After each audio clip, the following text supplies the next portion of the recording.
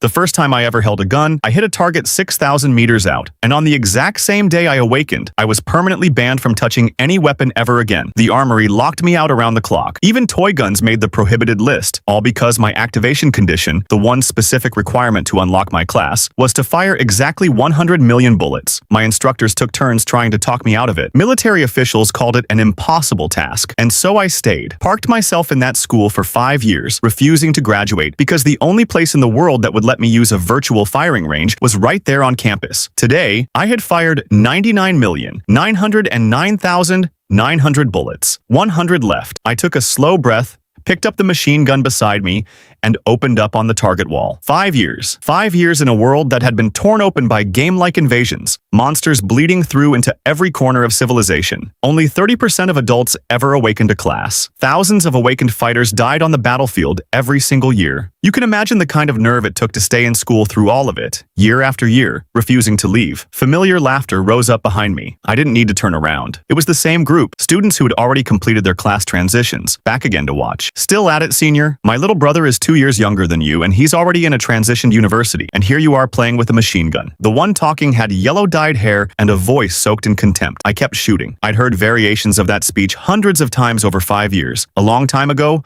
I learned to convert it into fuel and keep moving. The last bullet left the barrel. A chime rang through the room. Congratulations. Class activation objective complete. System records indicate 100 million rounds fired during the activation period. You have achieved a feat with no precedent in recorded history. Class power rating elevated to maximum. Class successfully activated. Transcendent Tier, 9 Heavens. Gunmaster. Class Talent, Mechanical Ascension. Your skill set draws from the complete awakened skill pool across all firearm type classes. Your information cannot be forcibly viewed by others. You cannot be harmed by your own skills. Passive skill, Arsenal of Nations. When energy is insufficient, one skill may be used at no cost. Active skill, Annihilation. Ray. 18 beams of destructive energy, each 100 meters in diameter, descending from the sky above, locks onto and strikes any target at will. All skills drawn from the awakened tier. So this is what it feels like. The satisfaction that hit me in that moment was unlike anything I had words for. I moved immediately, heading straight for the sacred trial hall to sit the graduation exam. The hall was packed. Hundreds of newly transitioned fighters had shown up to challenge the trial dungeons. A staff member called numbers without looking up from his clipboard. When I stepped to the front,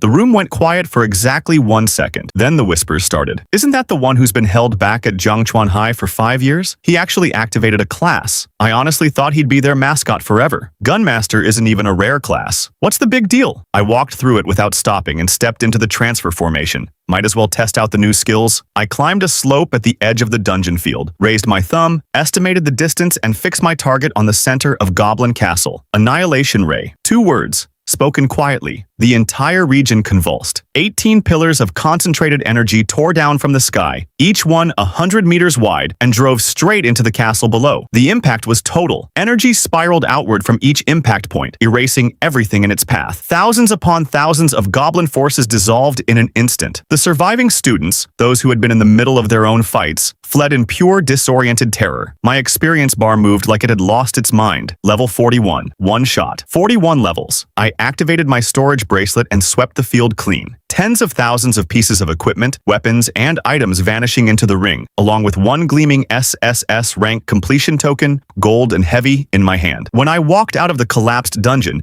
the entire hall had gone completely silent. Every person in that building was staring at me like I was something that shouldn't exist. The staff member's clipboard slipped from his fingers and hit the floor. SSS rank evaluation. He could barely get the words out. How is that even possible? Back at Zhangchuan High, the mood in the teacher's office had been building towards something for a while. A small group of instructors had gathered, voices low, working through the details of how to finally push me out. He's been stalling for years. Pure cowardice. If he stays any longer, he's going to drag this school's reputation down with him. We need to get him to quit on his own terms. Make it his idea. The office door opened. I walked in. Teacher Chin, I'd like to apply for graduation. I set the token on the desk. Gold throughout, dragon carvings along the face, and 3 letters pressed into the surface that caught the light from across the room. SSS. The office went dead silent. SSS. S rank completion token. The teachers stared at it. The air they pulled in was audible. The contempt that had been sitting behind their eyes a moment ago was gone, replaced by something they clearly hadn't prepared for. I exhaled slowly. Sorry it took this long to get here. 5 years of holding back. I suppose I got complacent. Not one of them said a word. I didn't wait for a response. I raised a hand, said goodbye to no one in particular, and walked out of the school. With what I was carrying now, college wasn't my next move. I opened the skill tree interface. The branches spread across the panel, each one holding a unique awakened skill waiting to be learned. I selected two. First, kinetic slaughter. Passive. Every bullet I fired would carry explosive properties. A snap of my fingers could detonate any round already in flight. Explosive force scaled with strength. Every 100 points of strength multiplied the blast by 100%. Second, quantum stride. Displacement skill. Moonlight underfoot. Instant aerial flash steps. Chained jumps. Burst movement across open ground. For 10 seconds after activation, my body phased into a quantum state. Untargetable. Unreachable. Learning both cost 200 million purple gold coins. I wasn't worried. I opened the exchange market and pulled up the inventory I just cleared from the Goblin dungeon. Tens of thousands of pieces of equipment, all listed at a 10% discount. The transaction confirmation messages hit my inbox almost instantly, stacking so fast the screen couldn't keep up. My account balance climbed to 340 million. I spent another 100 million right after that. A full set of legendary grade equipment and a pair of dual pistols with infinite ammunition. With everything equipped and the stat bonuses applied, my attributes surged to levels I hadn't anticipated. Strength locked in at 2,150 points. Next destination, Rock Volcano. I didn't bother with a transport formation. I triggered quantum stride, and my body became a streak of light, covering 200 kilometers in seconds. Below me, a group of freshly graduated students were grinding through a fight against a pack of low-level monsters, struggling more than they probably wanted to admit. They caught a glimpse of something blurring past overhead, and then the shockwave from my footstep alone reduced the elite monster they'd been wearing down for the past 10 minutes to scattered debris. Did that guy just one-shot our elite just by running past? They scrambled for the loot while I was already gone. Rock Volcano. Level 60 monsters across every inch of the terrain. The moment I landed, an obsidian giant opened up with a laser from both eyes. A nearby fire spirit let loose a column of flame. Dozens more attacks came raining in from every direction at once. I stood completely still. My body turned translucent, ghost-like, barely there. Every single attack passed straight through me and detonated against the mountain range at my back. Quantum phase. Definitely has some interesting applications. 10 seconds expired. I drew both pistols. The monsters registered what was about to happen and turned to run. Too late. The guns opened up and the entire pack was shredded in seconds. My experience bar jumped twice. 2 levels in one sweep. Not satisfied. Regular monsters weren't going to cut it. I turned my gaze toward the volcano itself, the massive, looming peak at the center of the zone. 10 Lord-class bosses were nested somewhere inside it. Deep within the volcano, a 100-person elite raid group was barely holding together. 10 Dragon Flame Beast Lords were pushing them into a corner. Their power had spiked far beyond what the team had prepared for, and each one carried a terrifying regeneration ability that kept undoing every point of damage dealt. The raid leader screamed orders into the chaos, but it was already too late. They were completely surrounded. Then someone walked in, unhurried, spinning both pistols lazily with one hand, like he was taking a morning stroll through his own backyard. Someone in the group shouted a warning. I didn't respond. I walked past them all into the center of the fight. What followed was difficult to describe as combat. It looked more like performance. I moved through the monster lines at blinding speed, shells flying in every direction, body twisting and rotating through the air, both guns firing simultaneously from inverted positions overhead. Every bullet curved around allied players without touching them. Small monsters dropped in clusters. Even the Lord-class Dragonflame beasts were staggering, taking hits they couldn't absorb fast enough. The raid group seized the opening and pushed hard for the exit. Then one of the Dragonflame Beast Lords let out a roar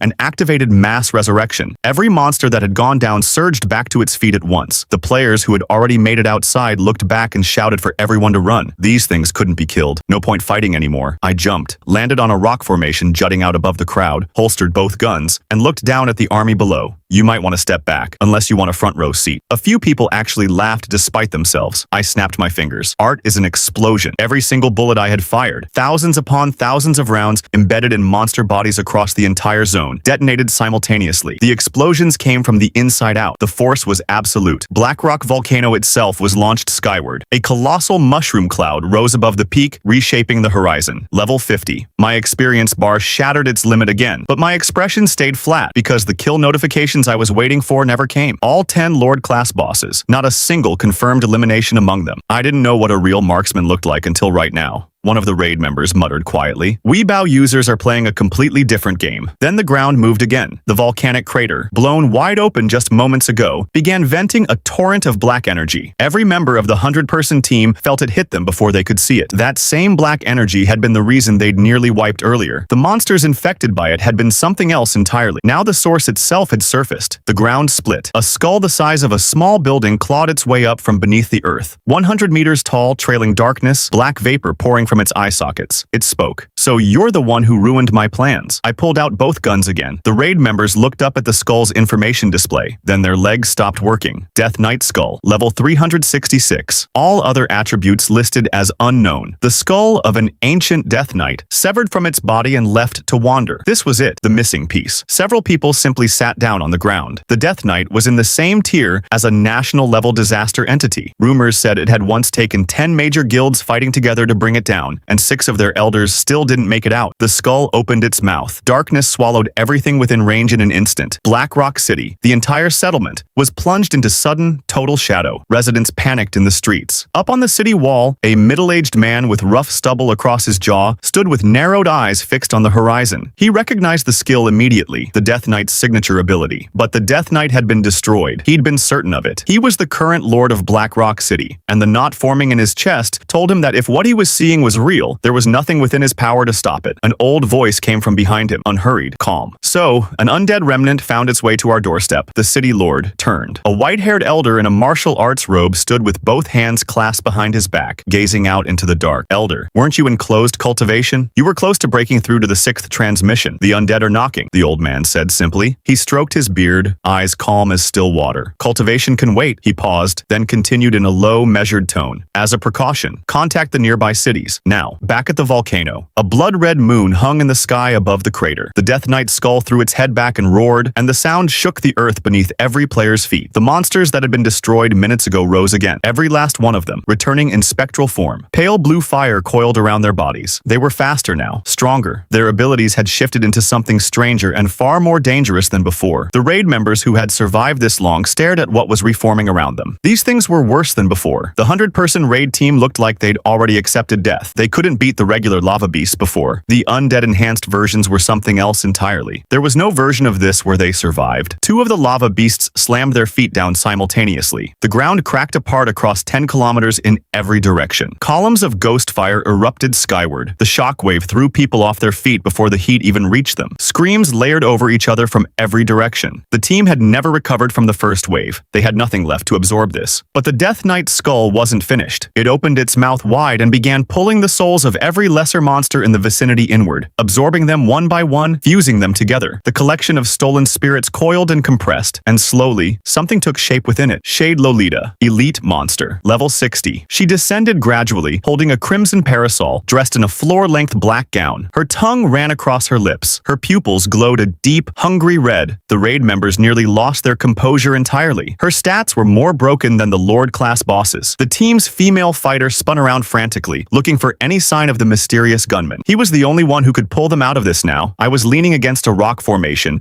spinning one pistol casually around my finger, a faint smirk at the corner of my mouth. The more the skull summoned, the better. Every new monster meant more experience and more loot falling into my storage ring for free. The Shade. Lolita tilted her head and studied me with genuine curiosity. She could sense something in my presence, a dense, layered energy signature that interested her. Human. If you beg me, I might consider letting you serve as my slave. I let out a short laugh. You've got decent taste, I'll give you that. All you'd have to do is bring me a few humans each day for feeding, and lick my feet. 3 pounds worth, daily. I gave her a flat look. Not interested in feet, especially not yours. Her hair bristled. Her arm swung the parasol upward. One gunshot. The arm holding the parasol came apart at the joint. Her shriek tore across the entire zone. The raid members stared. Normal gunners relied on skills for their damage output. Nobody trained their basic attack accuracy to that level. Nobody. Above them, the Death Knight's skull roared. All of you, die. A sphere of light gathered in its open mouth, brilliant as a small sun. Building pressure. I raised my thumb, estimated the distance, adjusted my angle. Annihilation ray. The beams dropped from the sky before the skull could release its attack. A creature over 300 levels thick, and it folded like wet paper, pierced clean through in an instant. First kill confirmed. Death Knight skull eliminated. 10,980,000 experience points awarded. Level cap reached at 60. Please complete your second transition at your earliest convenience. The darkness retracted from Blackrock City all at once. The Elder and the City Lord, who had been rushing toward the volcano, stopped in their tracks. The creature that deployed that domain. It's been dealt with, the Elder said quietly, his clouded eyes wide with something he rarely felt anymore. Out in the distance, I was already sorting through the drops. Legendary item, 10,000 soul gold spirit, hero-grade equipment, undead guardian relic. I tapped the ground with one foot, triggered quantum stride, and vanished. The Elder's pupils contracted sharply. Even at his level, he'd barely been able to track the movement of that young gunner. Elder, are you all right? I'm fine. Go check on the situation. When they reached the blast site, the raid team was still standing in stunned silence. The squad leader managed to pull himself together long enough to describe what had happened. A gunner, one shot, the elite creature gone instantly. But by the time he finished the sentence, even he realized the person was already long gone. The Elder exhaled slowly. That young man, the one he'd barely glimpsed from the city wall, that was the same person who had just erased a domain-class entity in a single strike. I walked back into the transition hall and slid my ID card across the front desk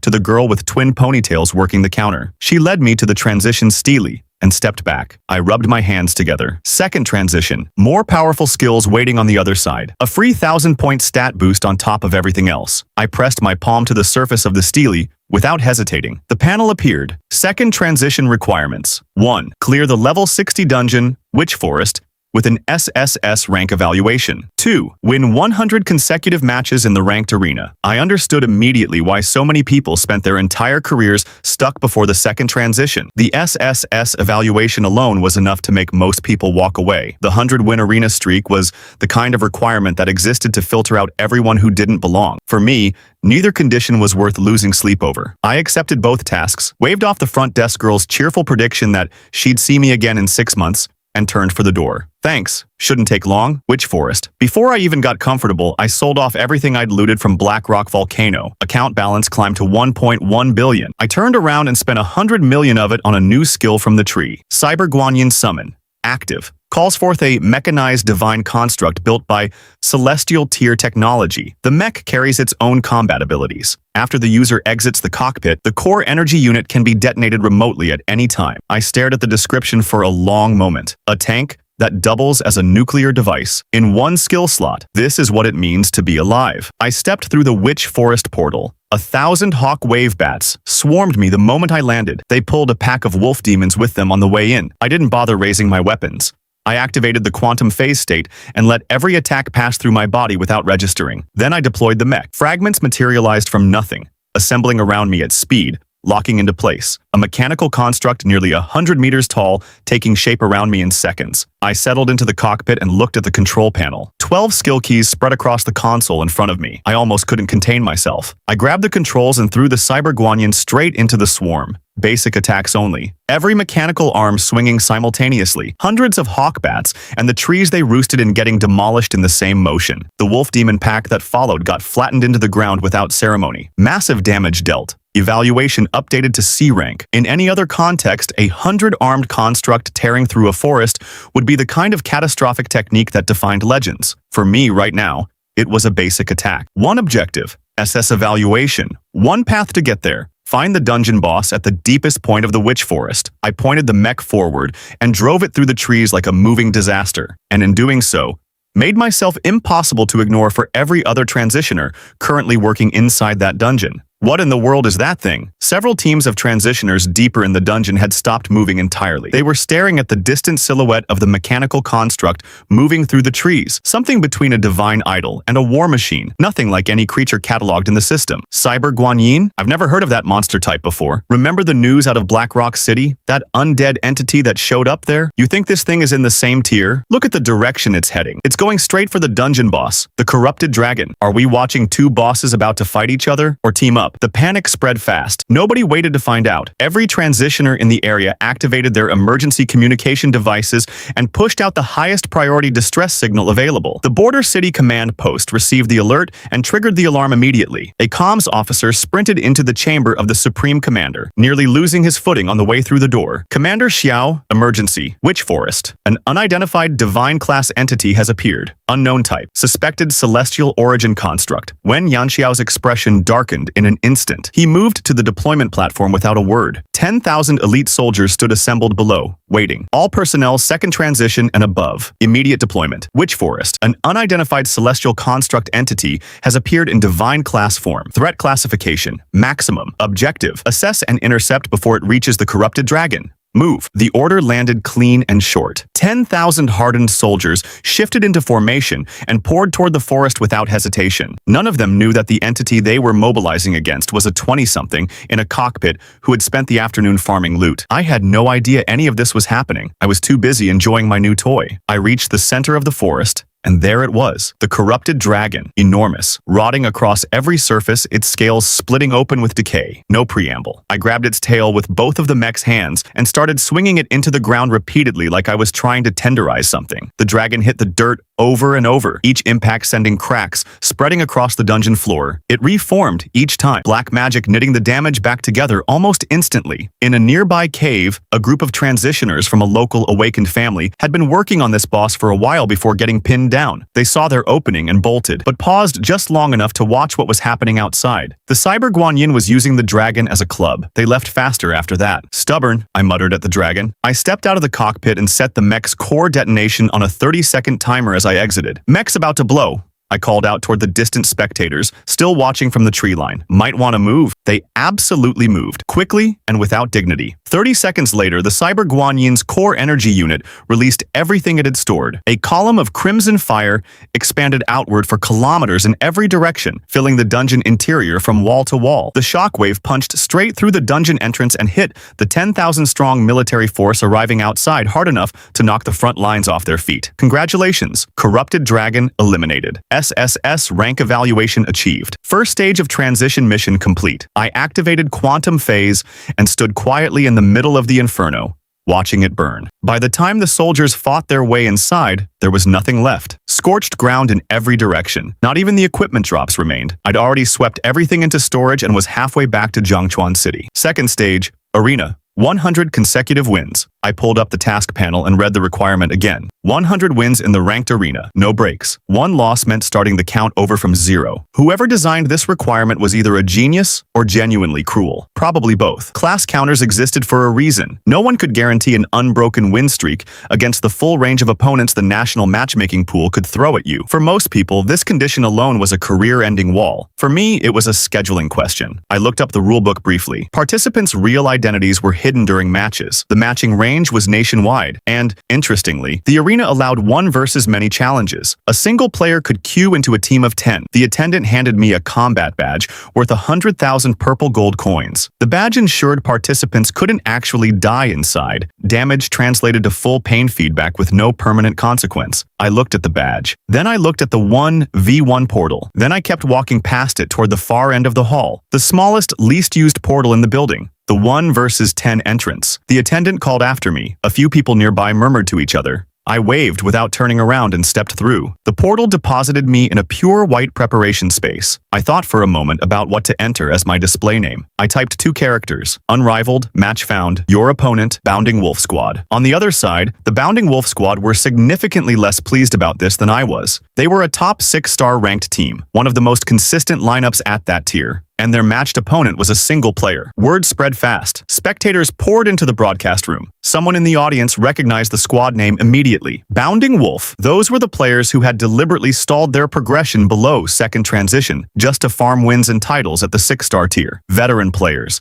Strategic, calculating. 99% of the audience put their money on the squad. Zhao Riyan, the squad's leader, looked at the matchup information with open contempt. A gunmaster, alone. The system must be broken. The countdown ended. Both sides were transported to the arena. Zhao Riyan's call was immediate. Spread out, anti-gunner formation. Now, the squad dispersed in practiced coordination, fanning into the optimal arrangement for pressuring a ranged attacker from multiple angles simultaneously. I pulled out both pistols and fired a single sweep of basic attacks across the formation. Zhao Riqian actually laughed. Basic attacks? Is this a joke? The audience shifted from stunned silence to open mockery. Then I snapped my fingers. Remember this, marksmanship is its own kind of art. Every bullet already in flight transformed simultaneously. Dozens of miniature fire charges, detonating at point of contact with each squad member at the exact same instant. The entire arena lit up. Bounding Wolf Squad, eliminated. All members. Match winner, unrivaled. Current win streak, 10 consecutive. The broadcast room went completely silent for 3 full seconds. Then it exploded. Is this guy even playing the same class as other Gunmasters? The second match started almost immediately. The opponent this time was Far East Squad. The new viewers stared at the explosion still filling the screen and said nothing for a long moment. Then, quietly, they began to understand what it actually meant when people said the only truth was within firing range. The matches that followed blurred together. Top 8 nationally, top 7, world top 5, world top 3, Gods of War Squad, all members eliminated, match winner, unrivaled, win streak, 100 consecutive. I looked at my competitive score sitting at 2,010,000 points. The arena champion title sitting freshly in my profile. The 1,000-point boost applied across every stat. I nodded once. Not bad. I went to complete a class transition and ended up ranked first in the country along the way. Back at the transition hall, the twin ponytail attendant saw me walk through the door and lost the ability to form complete sentences. You finished already? That was how... It wasn't complicated. Mostly a one-skill situation. I stepped up to the Steely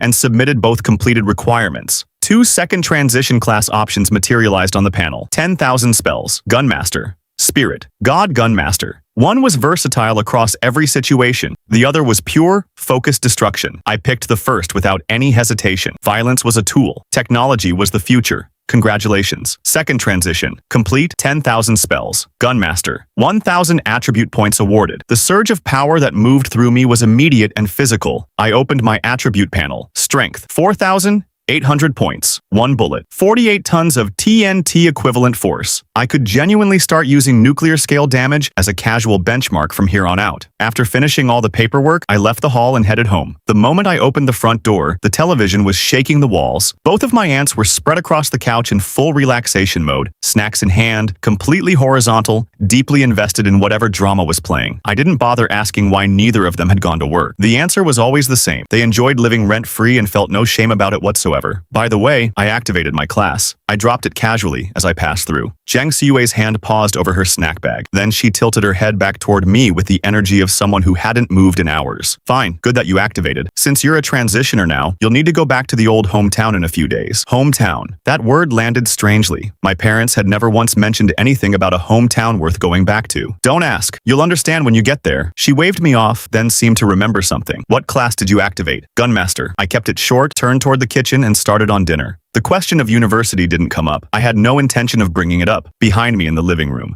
Zhang Xiui watched my back with a slow smile forming at the corner of her mouth. This kid was hiding something, changing the subject that smoothly wasn't innocent behavior. The curiosity in her eyes sharpened. She cast an information inspection technique on me. Silent, subtle, the kind that left no trace. If I had turned around in that moment, I would have seen an expression on her face that didn't belong there, because what her technique returned was nothing. Not blocked, not protected, just nothing. A void where the data should have been. Unreadable, unresolvable. She didn't accept that. Her eyes shifted, faint blue light gathering in the irises as she pushed harder. A higher tier inspection this time, one that could sweep electromagnetic signals across a 10-kilometer radius. In the kitchen, the range hood clicked and went silent. Zhang Xiui's expression had left relaxed entirely behind. Still nothing. Interesting. Whatever this kid had transitioned into, or whatever he'd stumbled across, it wasn't something she could read, and that meant it wasn't something she could categorize. That hadn't happened to her in a long time. At dinner, she reached into her bag and slid a card across the table toward me. Pure black. No markings on the front. A friend passed this along. Consider it an aunt's gift. I picked it up, looked at it once, and stopped moving. A guild application card for Mechanical Labyrinth City. I looked up at her. Your friend. Who exactly is that? I have a lot of people chasing after me. Something like this is nothing to them. She smiled with considerable satisfaction. and went back to eating. After dinner, I went straight to my room and looked it up. The information I found made the card feel heavier. Mechanical Labyrinth City was one of the 3 premier guilds in the country. Member benefits were exceptional across every category, and most importantly, the guild was exceptionally private about who they let in. Decision made. I was applying first thing in the morning. Free resources didn't collect themselves. The next morning, I was scrolling through the news feed when I realized every headline was about me. Shocking. Mysterious fighters bullets. Carry nuclear level force. 100 consecutive wins. The internet desperately seeks contact information for the unrivaled god. Celestial gold thread. Cyber Guanyin sighted. Suspected new class divine entity from the upper realm. I sat very still for a moment. Someone had filmed the entire mech deployment sequence and posted it. The internet had classified my Cyber Guanyin as a divine creature that had wandered down from the celestial plane. This was going to attract attention, the kind that compounded over time. I needed to keep pushing my strength higher before any of that attention turned into a real problem. Before heading out, I opened the skill tree and found 2 new abilities unlocked by the second transition. Revelation Curtain. Passive. Ignore level restrictions and information hiding effects. View complete data on any target. Cost. 500 million purple gold coins. Bullet time. Active. Slow the world, as perceived, through the user's eyes. The more mental energy consumed, the greater the deceleration multiplier. Cost. 500 million purple gold coins. The passive was immediately useful. The active skill was something else entirely. Enough mental energy, and even light speed could be reduced to a crawl from my perspective. I spent 1 billion coins without blinking, and learned both. I arrived at the Mechanical Labyrinth City Guild branch shortly after. The building was a massive mechanical fortress, gears and towers and reinforced architecture in every direction. Out front, a crowd of wealthy families had already gathered, trying to negotiate their children's way inside. At the center of their attention stood 2 guild guards, postures carrying the particular arrogance of people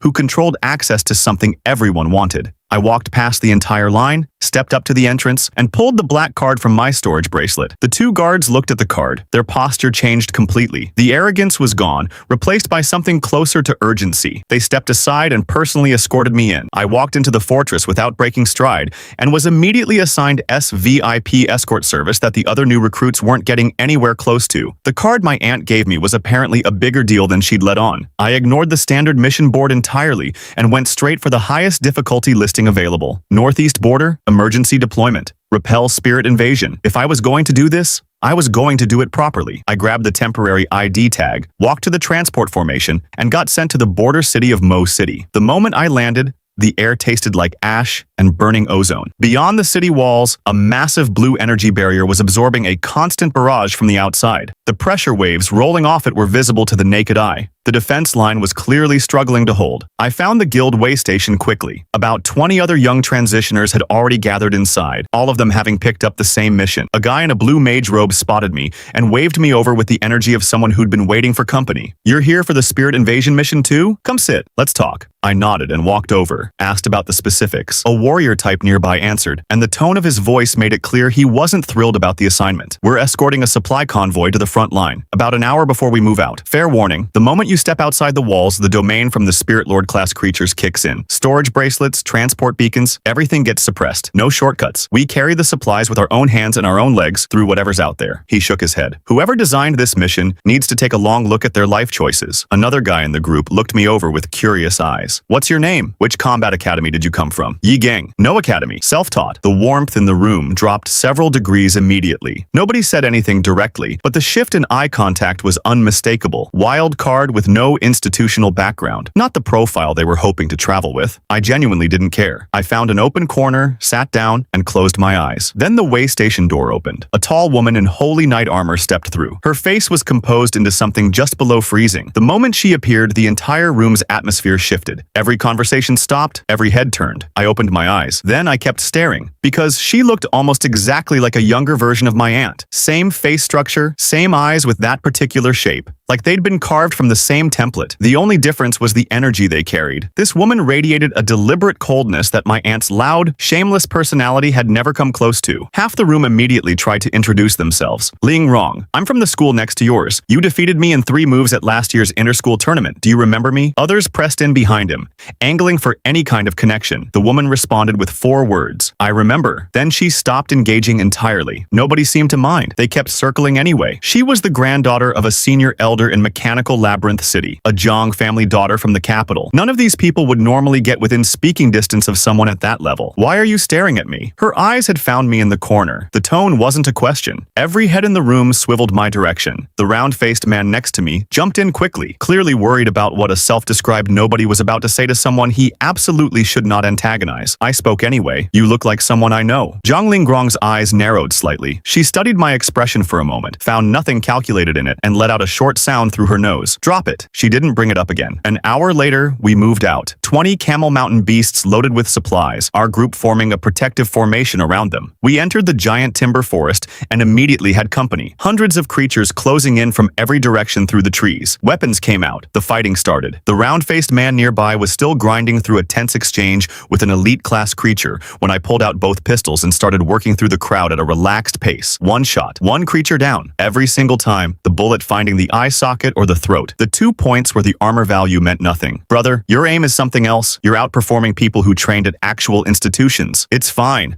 My skills are nothing special, so I put the work into basic accuracy. What I didn't mention was that every basic attack I fired carried 100% armor-piercing true damage. These thick-skinned creatures went down the same way soft targets did. The difference was invisible from the outside. The convoy stopped. 5 diverging paths opened up ahead through the trees. Every direction looked identical. The group immediately erupted into competing opinions about which way to go. I quietly activated Revelation Curtain. All 5 paths resolved in an instant. The middle route was clean. The other 4 had creatures waiting in them. Positioned, patient, ready. I took a slow breath and spoke with the measured tone of someone accessing ancient knowledge. I can smell it. The center path, the air is cleanest there. The other 4 all carry blood on them. The round-faced man stared at me. You have a talent for that? The others were skeptical, but Zhang Lingrong cut through the debate with 5 words. Listen to him. Stop talking. Everyone took the center path. They walked through without encountering a single creature. The next several forks went the same way. Each time I offered my assessment using the language of supernatural instinct. Each time we passed through without incident. Nobody questioned the method after the 3rd correct call. By the time the front line came into view, the sounds reaching us were already heavy. Explosions layering over each other. Combat shouts cutting through the smoke. The sight that greeted us when we cleared the tree line made the entire group pull in a sharp breath. The front line position had been overrun. The guild member leading our convoy screamed for a formation and charged forward. Zhang Lingrong moved first. Massive wings erupted from her back, golden light wrapping around her frame, and she hit the battlefield like a lightning strike. Something in me stirred. I activated Revelation Curtain and let her information surface. 4th transition, peak tier. That explained the confidence. She'd earned every bit of it. The jump from 3rd to 4th transition was the kind of threshold that broke most people permanently. A wall that swallowed careers whole. She was already cutting through the front lines with that golden energy blazing around her, taking down elite creatures in clusters. The 4th transition requirement wasn't just about combat strength. It tested something deeper, a fighter's understanding of the laws that governed the world itself. You didn't reach that tier on raw power alone. She was earning every bit of that reputation in real time. On the battlefield below, Zhang Lingrong moved through the chaos like a force of nature. Golden enhancement auras bloomed outward from her feet in layered rings. Crescent waves of golden sword energy swept out in the hundreds,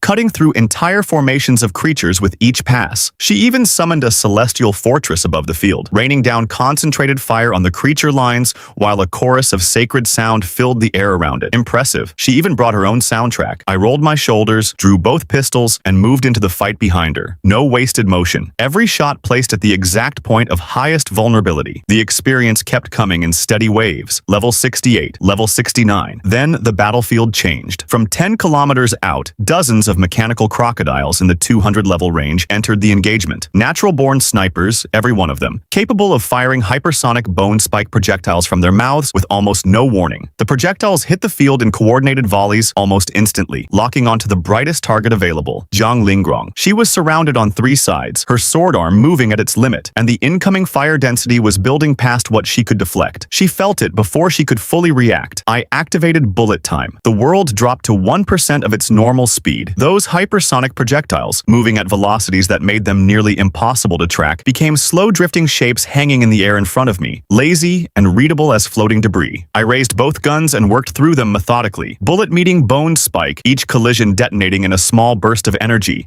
clearing the volleys one by one before any of them reached her. Zhang Lingrong's eyes went wide. She stared at me, stared at what I'd just done. Intercepting supersonic projectiles with aimed fire wasn't a technique that existed in any training manual she'd ever read. "Why are you staring at me?" I said, keeping my voice flat. She blinked. Color moved into her face. That was exactly what she'd said to me back at the way station. She looked away. After clearing the incoming fire, I raised one hand toward the mountain range 10 kilometers out and fired 10 shots in a casual arc. "They're too far," Zhang Lingrong said. "You can't hit targets at that range." She didn't know yet where the snipers actually were. Neither did anyone else on the field. "It's fine," I said. "Let the bullets travel." I smiled once, made an excuse about checking the perimeter, and disappeared from the battlefield in a blur of movement. I wasn't chasing the sniper creatures. They were a side note. My actual target was the thing that had caused all of this in the first place. 3 seconds after I left, I snapped my fingers. 10 kilometers away, an explosion equivalent to nearly 500 tons of TNT reshaped the geography. The entire hillside where the mechanical crocodile snipers had been positioned went airborne. The mountain peak they'd been using as cover ceased to exist. By then, I was already crossing the battlefield at speed, covering dozens of kilometers in moments, rising to a position above the inner core zone. What I saw when I got there made even me pause. At the front line's deepest point, a mechanical creature the size of a skyscraper was working through the battlefield with a dozen massive metal tentacles. Every strike it landed cracked the earth open and bent the space around the impact point. Dozens of high-tier fighters, people with genuine strength behind them, were being pushed back meter by meter, unable to find a way through. I pulled up its information. Spirit-corrupted mechanical construct, Krang, level 400, attack power, 1,638,392. As I watched, Krang's chest cavity opened wide and released thousands of thick laser beams simultaneously, burning long scorched trenches across the ground in every direction. A group of high-tier machinists responded together, slamming both palms into the earth, summoning over a dozen massive energy reflection mirrors to try to redirect the beams back at the source. "The spread is too wide. Our mirrors can't hold against that volume," Krang answered by swinging 2 tentacles sideways into the mirror array. The sound was like a building collapsing. Every mirror shattered into light. The machinists behind them got thrown back by the shockwave. "Don't trade blows with it directly. Sever the tentacles. We can't get close to the body otherwise." The elder in mechanical labyrinth city robes shouted the order. 60-plus fighters responded at once, pouring everything they had into coordinated strikes. Sword energy, lightning constructs, fire, and ice colliding in overlapping waves, all of it focused on Krang's extended limbs. Under that combined pressure, several of the massive tentacles cracked and broke apart. For one moment, there was something that felt like hope. Then Krang's frame pulsed with dark energy. Every broken piece reversed direction, flowed back, reconnected. New tentacles grew from the repair sites, larger than the ones they replaced and hitting harder. Several transitioners who couldn't clear the blast radius in time took direct strikes and went down. The remaining fighters felt the shift in the room. This creature didn't just have a mechanical body. It had retained the regenerative biology of a spirit-class entity. Every point of damage they dealt would be undone. Someone called out that Krang had begun moving. It was heading toward the city behind the line. The elder pulled in a ragged breath, knuckles white around his weapon. Something resolved and final, moving behind his eyes. "They drove this thing here deliberately, using specialized equipment to herd it straight to our border. This is a borrowed blade. They're using the creature to drain our high-tier fighting strength without direct engagement." A general-class fighter nearby spoke with barely contained fury. "It's not just the northern cold country. The smaller nations to the southeast and the Eagle Nation across the water, they all have the same hand in this. They can't face us directly, so they run the Wolfpack approach. Hit the borderline from 100 different points simultaneously. Keep our strongest assets scattered so they can never concentrate." The elder looked at the creature moving toward the city. His expression settled into something quiet and absolute. "Everyone clear a path for me. I'll self-destruct at point blank. Even this thing can't regenerate through that." The people around him erupted immediately. "If you sacrifice yourself, you're giving them exactly what they wanted. One of our senior elders gone and nothing to show for it." The argument died mid-sentence. Someone's arm went up, pointing skyward. Their voice came out shaking. "Look up. Everyone look up." Every head on the battlefield tilted back toward. From the darkness above, something was falling. Massive, sacred, radiating an authority that pressed down on the battlefield like a physical weight. A cyber thousand-hand Guanyin, hundreds of meters tall, screaming down from 10,000 meters above at a velocity that made the air around it ignite. The sheer pressure of its its descent was enough to stagger everyone below before it even made contact. I stood at the highest point of the sky, looking down at all of it. I had already given the mech its instructions. The rest was automatic. The Cyber Guanyin hit the battlefield like a divine judgment. One palm came down. It drove mechanical Krang straight into the earth with the full weight of its descent. No contest, no exchange, just one absolute motion that ended the conversation entirely. The ground beneath the impact cratered outward in every direction. The shockwave that followed swept everything in the surrounding area off its feet. Fighters, debris, everything, sent airborne in a single expanding ring of force. The sound that came after was enormous, and then there was silence. The dust settled slowly. When visibility returned, the Cyber Guanyin stood motionless at the center of the battlefield, tall, still, surrounded by the golden haze of its own energy. Beneath its foot, what remained of mechanical Krang. It's helping us. Mo City is going to make it. The surviving fighters stood frozen between shock and relief, watching the mechanical divine construct hold its position above the battlefield. Then Krang began to move again. Deep inside its frame, a small blue spirit figure, the creature's true core, was forcing the reconstruction process to restart, piece by piece pulling the mechanical body back together from the wreckage. The Cyber Guanyin's electronic eyes burned red. It did not wait. All 1,000 mechanical arms came down simultaneously in a relentless assault on the reforming body below, striking, grabbing, tearing apart every new limb the moment it began to take shape. When Krang managed to extend a tentacle, 3 of the Guanyin's arms seized it and ripped it apart before it could fully extend. When Krang fired its laser array directly into the mech's frame, the beams dissolved against the golden energy barrier without leaving a mark. The fighters watching from the perimeter lost themselves completely. The cheering that rose from the surviving soldiers was raw and uncontrolled. Finally, the blue spirit figure understood. It had encountered something it could not wear down, could not outlast, could not damage. The realization produced a shriek that carried across the entire battlefield. What remained of Krang's core turned and fled, heading north toward the cold country's border without looking back. I watched it go from my position above the field and smiled. That was exactly what I wanted. Inside a tactical command building in the cold country, a senior official was mid-sentence, savoring the sound of his own certainty. The chaos we've delivered to the Dragon Nation's border is the finest gift we could offer our allies. I can practically see the victory celebrations already. The building shook. Then it shook again, harder. A detonation from the borderline so massive, the structure itself groaned and swayed. The official's expression collapsed. He ran outside. On his nation's border, a colossal column of fire was still rising into the sky. You have defeated level 400 mechanical Krang. 14,904,627 experience points awarded. Level increased to 130. Third transition requirements met. Please proceed to the transition hall at your earliest convenience. Straight to third transition. The satisfaction that moved through me was complete and unhurried. I swept every piece of loot from the battlefield into storage and made my way quietly back to the rear camp. By the time I returned, the battle was winding down. With Krang gone, the remaining creatures were being handled the way you'd clear weeds from a garden. The guild's response teams moved through what was left with efficiency and no urgency. The guild coordinator raised his voice over the camp. Border crisis resolved. Every one of you has passed the guild entrance assessment. The celebration that followed was immediate and genuine. These were talented people from exceptional backgrounds,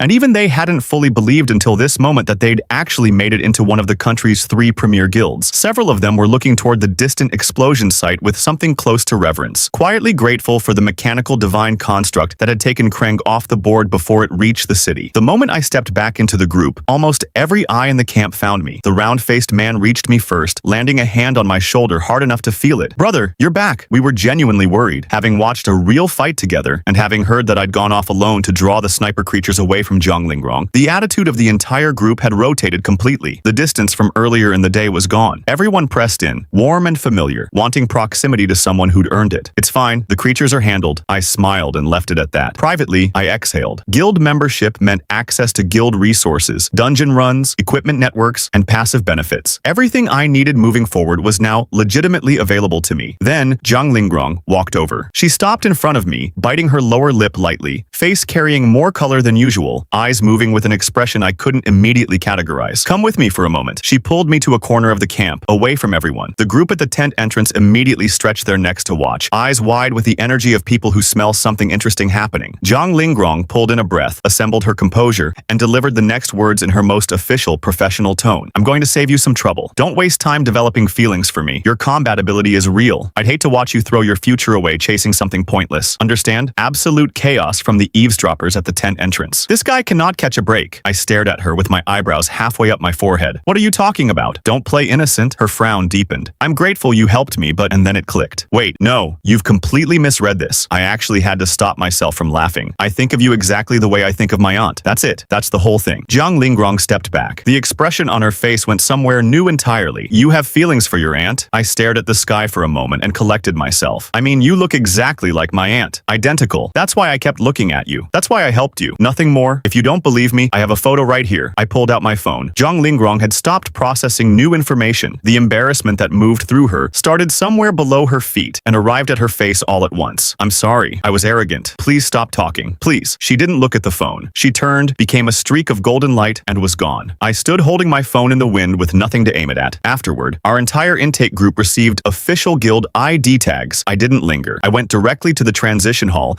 and pressed my palm to the third transition stele. The requirements appeared. Task 1. National Fortune Amplification. Clear the Calamity Tower and eliminate the apex disaster creature at the highest floor. Task 2. Guide the next generation. Escort a low-level player through at least one full level of growth. I looked at the panel for a moment. The third transition was already connecting to national-scale objectives. That escalated faster than I expected. Killing disaster creatures to increase national fortune wasn't just a game mechanic. It had real consequences for the country. Stable weather, good harvests, balanced natural conditions. The creatures that appeared during Dragon Nation's New Year cycle were a specific category of disaster beast, and eliminating them carried genuine weight beyond the experience points. As for the mentoring requirement, I wasn't thinking about that yet. Monsters first. I sold off everything I'd looted from the border battle, equipped a full legendary set scaled to level 130, and picked up a Hellfire scatter cannon with infinite ammunition to go with it. Account balance climbed to 1.8 billion. Then I opened the skill tree and spent what I needed on a new awakened skill, Supernova Core Detonation. Passive, infinite grenades. Condensed technology grenades of any elemental attribute directly in hand. Explosive yield scales with user level. Active. On activation, hurl a Supernova Core grenade triggering a transcendent atmospheric detonation, not capable of producing a genuine planetary explosion, but more than sufficient to exceed the destructive output of 4 simultaneous continental scale blasts. I looked at my loadout for a moment. I had become a walking weapons depot with a passive that never ran out of ammunition. Satisfied, I activated the transport formation and headed for the Calamity Tower. Back in Dragon City, Zhang Xiyue was exactly where she always was, horizontal on the couch, tablet in hand, scrolling through the day's headlines. 100 consecutive wins, unrivaled reigns, supreme. Internet desperately seeks contact, nuclear level bullet output, stuns analysts, historic transition, tier incoming, celestial gold thread, cyber Guanyin, sighted at border, suspected divine entity. She read the screen name sitting at the top of every article, unrivaled. She pressed her lips together. That was the most aggressively uncool username she had ever read. There was exactly one person she knew who would choose something like that without irony. She set the tablet down, completely unbothered on the surface. Internally, she was doing quiet calculations. The boy's bloodline wasn't ordinary. His grandfather's class was Eternal Star God, level 950, capable of summoning stellar bodies larger than the sun on a whim. His maternal grandfather, Jiang Wanyao, held the class Cyber Sun, same tier, able to construct a mechanical Death Star in open space and use it as a marble. His parents were the eldest children of 2 major families, respectively. For someone with that ancestry to produce results like this, it wasn't surprising. It was inevitable. Her communicator activated. The vice president of Mechanical Labyrinth City was on the line, voice barely containing itself. The top-tier factions had been tracing the origin of the game that had fused with Earth for years. Based on recovered historical fragments, they had confirmed the existence of divine-class professions, each era producing its own apex. 2 had already passed, the Sacred Revival era and the 10,000 Forbidden Curses era. The current era's answer had now been identified. Mechanical Serpent, a divine-class profession deeply connected to firearm and mechanical type classes. Zhang Xiyue responded in a tone so calm it could have been discussing the weather. She already knew. Had known with about 99% certainty before he finished the sentence. She ended the call. Her brother-in-law's family had 800 schemes running at any given time. Whatever Yi Gang was becoming, that information could wait before it reached them. She picked up the tablet again. A new notification had already pushed to the top. Catastrophic explosion. Reported on Cold Nation border. Suspected cyber Guanyin involvement. Mechanical Labyrinth City. Assigned to Garrison. Mo City. Hardest guild entry mission on record. She stared at the headline for a long moment. That creature at the border. The explosion. The cyber Guanyin footage. Was that him too? She sat up slightly. Fine. If the nearest Mechanical Labyrinth City branch kept access logs, she was going to go pull them herself. That kid thought changing the subject was going to be enough to keep secrets from her.